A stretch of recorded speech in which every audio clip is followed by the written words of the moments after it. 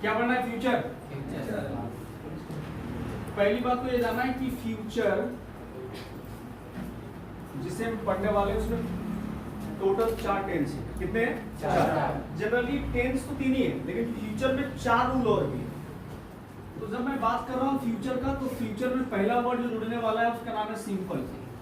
क्या बनेगा? Future simple. अच्छा, कुछ लोग इसको फ्यूचर इंडेफिनिट भी बोलते हैं, तो फ्यूचर इंडेफिनिट बोलो। अच्छा, कुछ लोग इसको सिंपल फ्यूचर भी बोलते हैं, तो आप सिंपल फ्यूचर बोलो या फ्यूचर सिंपल बोलो, है ना, या फ्यूचर इंडेफिनिट बोलो, इससे कोई दिक्कत होने वाली नहीं है। तो फ्यूचर सिंपल में पहला रूल पढ़ने वाले हैं, सॉरी फ्यूचर में पढ़ने वाले पहला रूल फ्यूचर सिंपल। अब इसी से बनाने वाले हैं फ्यूचर कॉन्टिन्यूअस। ये रूल नंबर कौन सा होगा? 2। यानी फ्यूचर का नंबर 2 टेंस ही होगा।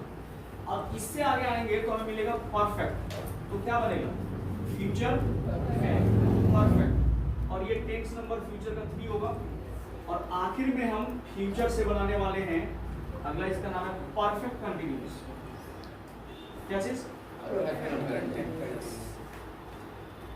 और ये है 4th नंबर। तो फ्यूचर कुल मिलाकर 4 भाग में जाएगा। फ्यूचर सिंपल या फ्यूचर इंडेफिनिट या सिंपल फ्यूचर, फ्यूचर कॉन्टिन्यूअस जो नंबर 2 पे आएगा फ्यूचर का, फ्यूचर परफेक्ट और फ्यूचर परफेक्ट कॉन्टिन्यूअस। अब सवाल नंबर 1 कि फ्यूचर टेंस को हम पहचाने कैसे, या फ्यूचर को जब हम बनाएंगे तो ध्यान में क्या रखना है? तो नियमतः अगर छोटे तौर पर देखा जाए तो फ्यूचर हमारे पास 2 चीजें कंट्रीब्यूट करने वाला है। किसी भी टेंस के टाइटल में अगर आपको फ्यूचर लगा हुआ दिख जाए, simple continuous perfect perfect continuous से ठीक पहले क्या दिख जाए आपको? फ्यूचर। अगर फ्यूचर, तो फ्यूचर हमें 2 ही बात कहता है कि या तो मेरी क्रिया शुरू होगी सेल से या तो किससे? Will say. यानी फ्यूचर में कोई भी टेंस होगा उसमें 2 बातें आएंगी, सेल या विल। अब सेल और विल तो हम समझ गए अंग्रेजी में, पर हिंदी में अगर जानना हो तो हमारी जितने भी सेंटेंस होंगे हिंदी में वो अंत करेगा या तो गा पर, ये पर, या तो ई पर। ये 3 ऐसे वर्ड हैं, 3 ऐसे लेटर हैं जिस पर हमारी किसी भी हिंदी की क्रिया अंत हो जाएगी, मतलब खत्म हो जाएगा। उसे हम फ्यूचर सिंपल या फ्यूचर कंटिन्यूअस या फ्यूचर परफेक्ट कंटिन्यूअस या फ्यूचर, है ना, परफेक्ट कहलाएगा। डिपेंड करता है कि वो कौन सा टेंस है, लेकिन हर हिंदी क्रिया के अंत में गा, गे और ई, ये तीनों पर हमारा सेंटेंस अंत होने वाला है। तो अभी जिस टेंस को हम डिस्कस करने वाले हैं उसका नाम है फ्यूचर सिंपल। सबको पता है कि इसमें 2 हेल्पिंग वर्ब है, एक सेल है और दूसरा क्या है? विल। अभी हम बताएंगे कि किनके साथ सेल हम यूज कर सकते हैं, किनके साथ विल इस्तेमाल कर सकते हैं, है ना। तो देख लेते हैं, तो नोट करिए अपनी कॉपी पर फ्यूचर सिंपल या सिंपल फ्यूचर या फ्यूचर इंडेफिनिट, जो आपको उचित लगता हो वो आप अपने कॉपी पर नोट करिए।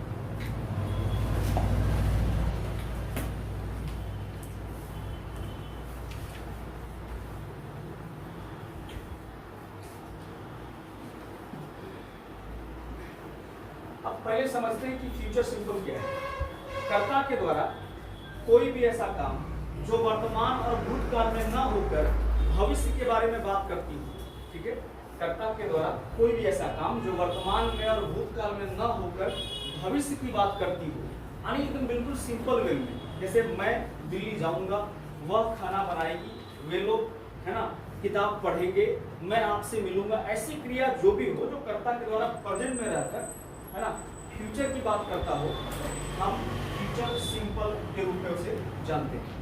अब बात है कि इसके 2 हेल्पिंग वर्ब, और ये हेल्पिंग वर्ब आपका फ्यूचर के अंतिम तक चलता रहेगा, बस उसके थोड़े आगे कुछ, जैसे सेल है तो फिर उसमें लग जाएगा सेल हैव, उसमें लग जाएगा सेल हैव बीन, ऐसे कुछ चेंज होते जाएगा, लेकिन सेल और विल कभी गायब नहीं होता। तो आप देखते हैं कि सेल के साथ हम क्या क्या इस्तेमाल कर सकते हैं और विल के साथ क्या कर सकते हैं। देखिए सेल जो है वो 2 लोगों के साथ काम करेगा, एक है फर्स्ट पर्सन सिंगुलर नंबर और एक फर्स्ट पर्सन प्लूरल नंबर। तो पहले जानते हैं आई और वी के साथ काम करने वाला है कौन? सेल।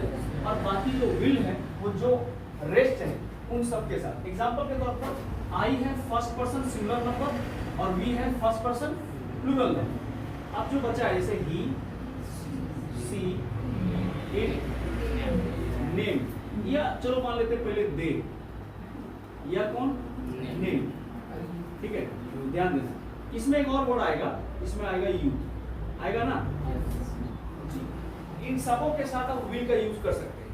अच्छा, कुछ बच्चों के मन में ऐसा उठ रहा होगा कि सर क्या अगर ऐसा दोनों का उल्टा हो जाए, वैसे बिल्कुल जस्ट अपोजिट हो जाए कि ये भाई साहब इधर आ जाएं और ये वाले इधर चल जाएं, तो क्या कुछ गड़बड़ हो जाएगा? देखो कुछ होगा नहीं, बस सेंटेंस में अंतर आ जाएगा। जैसे अभी मैं बोलता हूँ ना कि आई शैल गो टू पटना, मैं पटना जाऊंगा, अगर वहां लग जाए I will go to Patna, तो इसका हिंदी निकलेगा मैं पटना अवश्य जाऊंगा।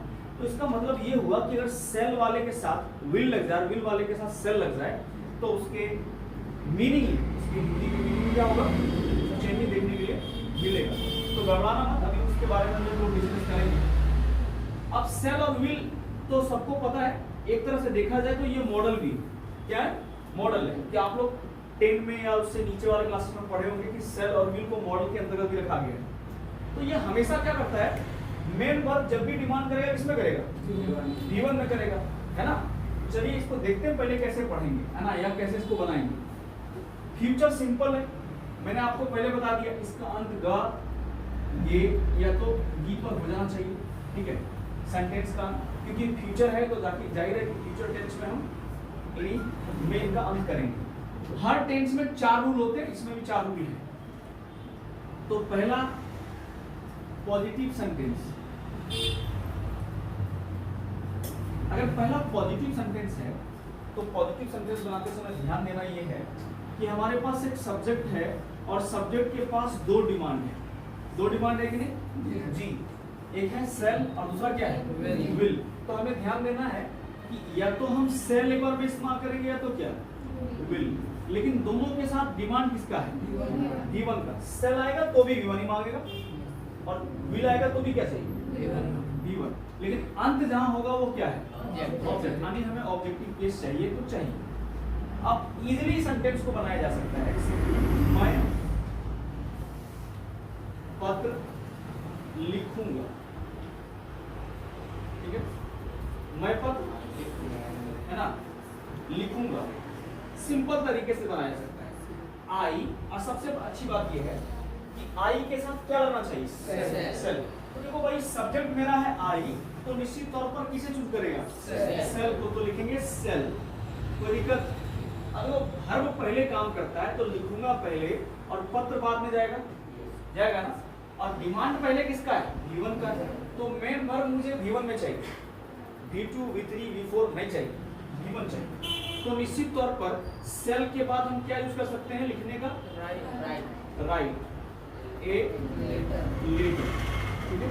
और बना सकते हैं जैसे वह पटना जाएगी, ठीक है। तो सी, अब देखो ध्यान से कि सी हमारा एक सब्जेक्ट है और सब्जेक्ट के अनुसार हमारे साथ सी का काम विल के साथ, तो आप निश्चित तौर पर सब्जेक्ट के बाद किसको चूज करेंगे, विल को, विल। अब जाना है तो गो, और गो के साथ एक फिक्स प्रीपोजिशन टू इसलिए है क्योंकि वहां पटना जो स्थान है वो फिक्स है, ठीक है। तो गो टू पटना, क्या आराम से बनेगा, पहला रूल है, इसे लिखिए, है ना। जस्ट उसके बाद हम इसके नेगेटिव मतलब अगले रूल नेगेटिव सेंस को देखेंगे। अभी इस स्टेज को देख रहे हैं, इसका नेगेटिव का फॉर्मूला क्या है। तो अभी मैंने पढ़ा ना कि फ्यूचर सिंपल में हमने पॉजिटिव का फॉर्मूला देखा, नेगेटिव का फॉर्मूला क्या कहता है कि किसी भी सेंटेंस में नोट लगना चाहिए। तो किसी भी सेंटेंस में नोट लगाने का सबसे सुविधाजनक चीज ये है कि उसके हेल्पिंग वर्ब को देखा जाए। तो इसका हेल्पिंग वर्ब अभी मैंने आपको बताया था ना, कौन, सेल, और दूसरा कौन सा, विल। तो अगर सेल के साथ हम नोट जोड़े तो ये शॉर्टकट में बनाता है सेंड। क्या बनाता है, सेंड। अब सेल नोट लिखो या ना लिखो कोई मतलब नहीं, सेंड लिख दो। फिर विल के साथ भी यही प्रक्रिया है, तो विल शॉर्टकट में बनाता है वॉन्ट, ध्यान रहेगा। तो विल नॉट लिखे या ना लिखे कोई मतलब नहीं, इनको लिखने का आवश्यकता नहीं, आप वॉन्ट लिखो। तो जिन जिन जगहों पर अभी आपने सेल और विल को यूज किया था उन्हीं ठीक जगहों पर आपको करना है सेंड और वॉन्ट का यूज। जैसे अभी मैंने एग्जांपल के तौर पर यहाँ एक बॉक्स में लिखा था कि हम सेल कहाँ यूज करेंगे, उसी जगह पर हम लोग क्या यूज करेंगे, सेंड। और जहां हमने विल इस्तेमाल किया वही क्या करेंगे, वॉन्ट। तो चलो अभी जो लिखा था मैंने देखा है ना आपने जी, तो कौन आएगा, ही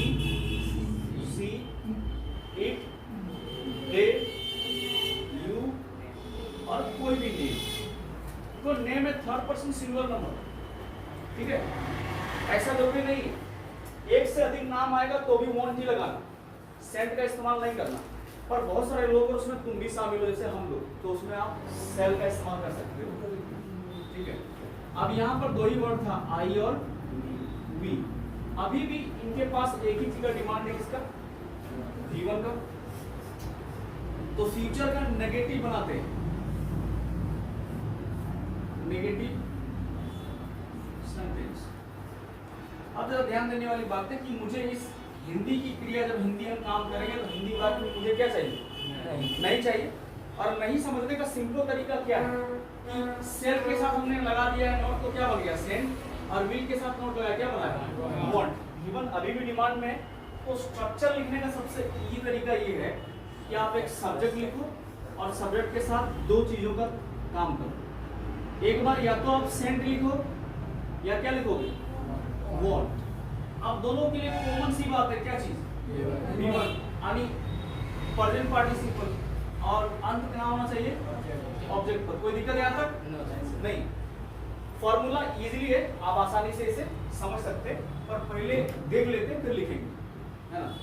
बहुत सारा बच्चा ऐसा है जो पहले से पूछ देता है, तो जिन जगहों पे आपको समस्या हो रहा है वहां पर समझ लीजिए पहले। कॉपी पर लिखने के लिए आपको वक्त दे देंगे हम, बहुत सारा लिखेंगे आप, ठीक है।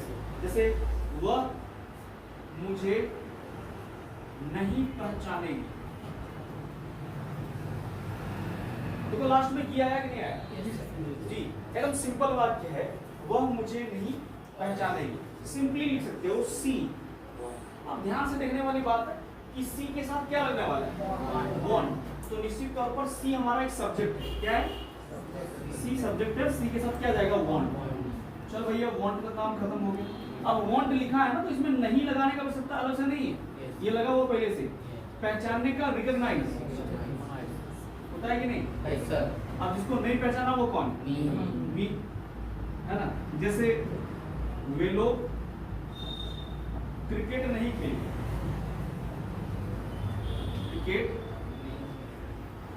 नहीं खेलेंगे,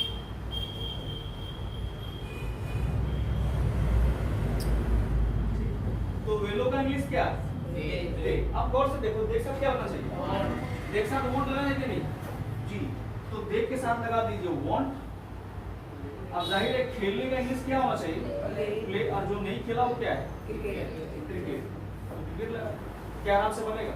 मुझे लगता है इस टेंस में कोई ज्यादा मंतर नहीं है, ज्यादा कुछ बस नहीं है, आराम से इसे आप इजीली, है ना, बना सकते हैं। इसका इंट्रोगेटिव देखेंगे जस्ट इसके बाद। तो दो रूल्स देखा मैंने, पॉजिटिव और नेगेटिव। अभी देखने वाले हैं तो इंट्रोगेटिव।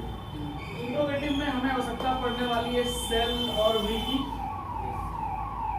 लेकिन इसमें हमें आवश्यकता नहीं पड़ने वाली है किसकी? सेंड या वांट की। तो चलो भाई, सेल और विल को वापस मैंने यहाँ रख दिया, उससे हमने नोट हटा दिया, ठीक है। अब जब बात कर रहे हैं इंट्रोगेटिव,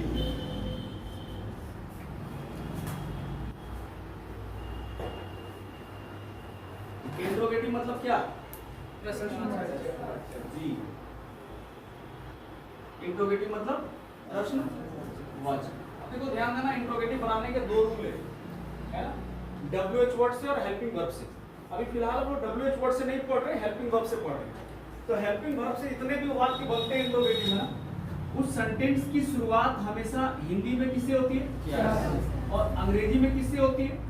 अंग्रेजी में हेल्पिंग वर्ब से। किससे स्टार्ट होती है? हेल्पिंग वर्ब से। तो हमें ध्यान ये देना है कि हमारा सेंटेंस अब तक सब्जेक्ट से स्टार्ट होगा, ठीक है, लेकिन अब सब्जेक्ट से ना स्टार्ट होकर हेल्पिंग वर्ब से स्टार्ट होगा। तो अभी हमारे पास दो हेल्पिंग वर्ब है, कौन कौन? सेल और विल। तो हमें ध्यान देना ये है कि सेल और विल को जब हम यूज करें सेंटेंस में, तो हमारा सब्जेक्ट पहले नहीं आना चाहिए। क्या आना चाहिए? सब्जेक्ट। तो स्ट्रक्चर क्या कहता है कि कर्ता के द्वारा जब कोई प्रश्न ऐसा पूछा जाए जिसका उत्तर हाँ या ना में हो, मतलब मान लो कि हम क्वेश्चन बना रहे हैं या हम वक्ता स्पीकर है जो आपसे क्वेश्चन पूछ रहे हैं, क्या तुम खाना खाओगे? ये प्रश्न है कि नहीं? क्योंकि मैंने सेंटेंस की शुरुआत हिंदी में क्या से की है, और इसी सेंटेंस को अगर हम अंग्रेजी में बोलेंगे तो बोल, है ना, क्या बोला? क्या तुम खाना खाओगे? विल यू ईट फूड, है ना। क्या राम दिल्ली जाएगा? Will Ram go to Delhi. देखो अभी मैंने राम से सेंटेंस को ना स्टार्ट करके किससे किया? विल से किया, क्योंकि राम के अनुसार वहां पर हेल्पिंग वर्ब कौन सा आ रहा है? विल। तो क्या बोला? इंट्रोगेटिव सेंटेंस हमसे बोल क्या रहा है कि इससे हम प्रश्न बनाएंगे, और प्रश्न जो हमारा क्या से शुरू होने वाले वाक्य होंगे, ये हेल्पिंग वर्ब से शुरू होने वाले वाक्य होंगे, उसका उत्तर हमें फील करना है, वो हाँ या में होगा या तो किस में होगा, ना, या तो ना में होगा। तो स्ट्रक्चर में क्या आना चाहिए, बोलो, पहले आना चाहिए सेल या क्या आना चाहिए, विल। अब बोलो क्या आना चाहिए, सब्जेक्ट। और सब्जेक्ट का डिमांड किस पर है, और V1 कहाँ खत्म होगा, तो निश्चित तौर पर हमें पंक्चुएशन मार्क्स देना चाहिए कि नहीं देना। हम ये कैसे पता करेंगे कि ये इंट्रोगेटिव है या ये प्रश्नवाचक है, क्योंकि हमें उसमें क्वेश्चन मार्क लगाना पड़ेगा। तो आप देखेंगे कि हमारा सेंटेंस हिंदी में किससे स्टार्ट होना चाहिए और अंग्रेजी में किससे, तो इसका उत्तर हमें क्या मिलेगा, हाँ या ना। हमने स्ट्रक्चर लिखा है, अब ध्यान देना कि सेल और विल दोनों में से कौन सा यूज करेगा, ये बताएगा कौन हमें, सब्जेक्ट। इसका मतलब अगर मेरा सब्जेक्ट में आई और वी होगा तो बाहर क्या आएगा, और he she it name they you, और रहेगा क्या रहेगा, विल लगेगा। तो देखना ये है ध्यान से कि हम क्वेश्चन लिख रहे हैं, क्या मैं, है ना, क्या मैं खाना खाऊंगा, ठीक है, सिंपल है। अब यहाँ पे क्वेश्चन मार्क इसलिए आएगा कि ये क्या है, क्या मैं खाना खाऊंगा, फील करो, क्या प्रश्न पूछ रहा है अपने आप से, क्या मैं खाना खाऊंगा, खाऊंगा तो क्या हाँ, नहीं खाऊंगा तो क्या ना। पर हमें ध्यान देना है कि क्या का सॉल्यूशन किसके पास है, मैं के पास। तो जरा पता करो कि मैं का इंग्लिश क्या है। अब जब पता है कि मेरा काम आई से हो गया, सब्जेक्ट से हो गया, ठीक है, तो आई के साथ क्या लगना चाहिए, तो वो सेल अंदर ना लगकर कहाँ लगना चाहिए, बाहर। तो जब हमने सेल यहाँ लिखा तो किसका काम खत्म हुआ, क्या, अब मैं है तो मैं का इंग्लिश क्या, अब काम उल्टा कर सकते हो कि नहीं, जी, खाऊंगा इधर ले आओ, खाना को इधर ले जाओ। अब डिमांड में कौन है, V1 है कि नहीं, तो खाने का क्या चीज, ईट, और खाना है तो क्या, फूड, लास्ट में क्या चीज। अगर और भी देखा जाए तो जैसे क्या मीरा पत्र लिखेगी, क्या मीरा पत्र लिखेगी, तो भैया मीरा के अनुसार यहाँ सेल देखना है या विल देखना जो आने वाला है। तो सब्जेक्ट में हमें पता चल जाए तो सब्जेक्ट तो मीरा है, मीरा है कि नहीं, अरे मीरा एक नाम है कि नहीं, तो बोलो नाम के अनुसार क्या, विल, बाहर विल ना आएगा। तो जब हमने विल लिखा है ना तो क्या का काम खत्म। अब बारी किसकी, मीरा, हो गया काम। लिखेगी या पत्र, तो लिखेगी इंग्लिश क्या, राइट, और पत्र है तो ए लेटर। क्या इंट्रोगेटिव बनाना आसान है, इससे अगर लंबा सेंटेंस भी आ जाए, इससे अगर लॉन्ग सेंटेंस आ जाए तो वो भी आराम से बन जाएगा, ठीक है। पहले इंट्रोगेटिव को नोट कर लीजिए, देख लीजिए, फिर इसके नेगेटिव प्लस इंट्रोगेटिव आखिरी रूल्स को हम लोग देखेंगे। देखो अभी मैंने क्या पढ़ा है, इंट्रोगेटिव सेंटेंस, ये पढ़ा है ना आपने। इंट्रोगेटिव के साथ अब मुझे काम करना है कि इंट्रोगेटिव अब अकेला नहीं होगा, इसके साथ इसके ठीक पहले भी एक वर्ड और जोड़ना है, मतलब नेगेटिव। क्या जोड़ना है, नेगेटिव। तो क्या बनाना, नेगेटिव प्लस इंट्रोगेटिव सेंटेंस। देखो इसका मतलब क्या होगा कि अभी हम लोग पढ़ रहे थे, है ना, प्रश्नवाचक का, अब हम लोग पढ़ रहे हैं नकारात्मक प्रश्नवाचक, ठीक है। अभी तक हम लोग कैसा प्रश्न पढ़ रहे थे, मतलब केवल सिंपल प्रश्न बोल रहा है, लेकिन वो प्रश्न अब कैसा बन गया, नकारात्मक, है ना, सेंटेंस बन रहा है। मतलब समझ लो नेगेटिव प्लस इंट्रोगेटिव बनकर बनेगा नकारात्मक प्रश्नवाचक हुआ। तो नकारात्मक जब बनेगा तो निश्चित तौर पर हमें क्या भी चाहिए और नहीं भी चाहिए। इसका मतलब एक ही सेंटेंस में हम प्रश्न भी पूछ रहे हैं और प्रश्न के साथ हम नहीं का भी यूज करेंगे, ठीक है। तो नहीं का मतलब नेगेटिव, क्या का मतलब इंट्रोगेटिव, ठीक है। दूसरी बात, इसमें हमारे साथ जो हेल्पिंग वर्ब यूज होने वाला है वो दो तरीके से यूज होता है। या तो आप shall plus subject plus not plus V1 plus object लिख सकते हैं, या अगर आपको एडवांस फॉर्मूले के हिसाब से लिखना है तो आपको सेंट या 1 plus subject plus V1 plus object लिखना पड़ेगा, ठीक है, ध्यान देना पड़ेगा। ये दोनों फॉर्मूले बहुत मुश्किल नहीं है, बहुत आसान से बन जाएंगे।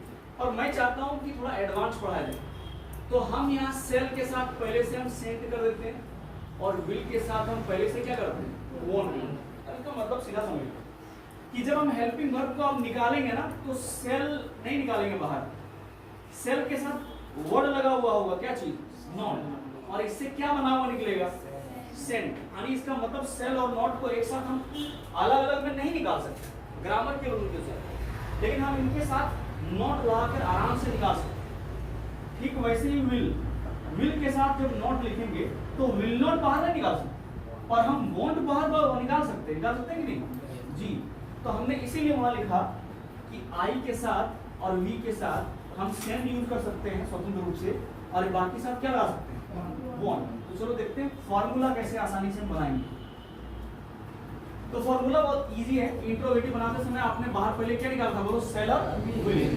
अब निकालना है सेंड या क्या, वॉन्ट। अब क्या लिखोगे, सब्जेक्ट। बाकी चीजें बदली तो है नहीं, V1 और V1 के बाद क्या, ऑब्जेक्ट, और क्या चीज, क्वेश्चन मार्क। क्या आसानी से फॉर्मूला समझ में आ रहा है? आ रहा है। तो कुछ भी हमने नहीं किया, हमने इस नॉट के तरीके को इसी में जोड़ दिया। अब एक और फॉर्मूला कहता है, क्या कहता है फॉर्मूला, देखो भाई या तो आप सेल लिखो या तो क्या लिखो, विल लिख दो, फिर सब्जेक्ट लिख दो, और फिर इसके बाद क्या लगा, नॉट, और फिर लिखो V1, और V1 के बाद क्या, और लास्ट में क्या, तो ये भी फॉर्मूला है। आप इस फॉर्मूले से भी बना सकते हैं, और इससे कोई दिक्कत नहीं है, आप ऊपर वाले फॉर्मूले से भी बना सकते हैं। ये दोनों फॉर्मूला आपके लिए काम करेगा, लेकिन अंतर सिर्फ ये है कि विल और सेल और विल प्लस नॉट को बाहर नहीं निकाल सकते। मतलब ऐसा कोई रूल नहीं है कि shall will plus not plus object plus V1 plus object plus question mark, ऐसा होगा, ऐसा नहीं। लेकिन सेंड और वॉन्ट का फॉर्मूला है, तो इसे छोड़ देते हैं। चलो भाई कोई बात नहीं, ये आसानी से बन जाएगा ऊपर वाला ही। अब हमारे सेंटेंस में हिंदी की क्रिया वाले वाक्य में हमें क्या भी चाहिए और नहीं भी चाहिए, और क्या और नहीं का सॉल्यूशन एक बार में हो जाएगा। देख लो, क्या हम लोग किताब पढ़ेंगे, अच्छा नहीं पढ़ेंगे, नहीं पढ़ेंगे, ठीक। और लास्ट में क्वेश्चन। अब क्या है और नहीं दोनों है। इस क्या और नहीं का मतलब, ये क्या और नहीं का सॉल्यूशन अगर ढूंढना है तो हम लोग के पास जाना पड़ेगा, क्योंकि हम लोग क्या है, सब्जेक्ट, और हम लोग के हिसाब से सब्जेक्ट क्या आना चाहिए, हम लोग ये है, तो बाहर क्या आना चाहिए, सेंड। इसका मतलब सीधा है कि सेल जब आप लिख रहे हैं तो कौन खत्म हुआ, क्या, और जब इसी में एंटी लग जा रहा है, मान लो सेंट लग जा रहा है, तो क्या खत्म हो जाता है, नहीं। अब हम लोग का इंग्लिश क्या, अब पहले पढ़ेंगे बाद में किताब, तो पढ़ने का क्या, रीड अ बुक, आसानी से बनेगा। अगर इसकी जगह पर और पूछा है, जैसे क्या, मेरी माँ नाश्ता नहीं बनाई, क्वेश्चन ठीक है कि नहीं?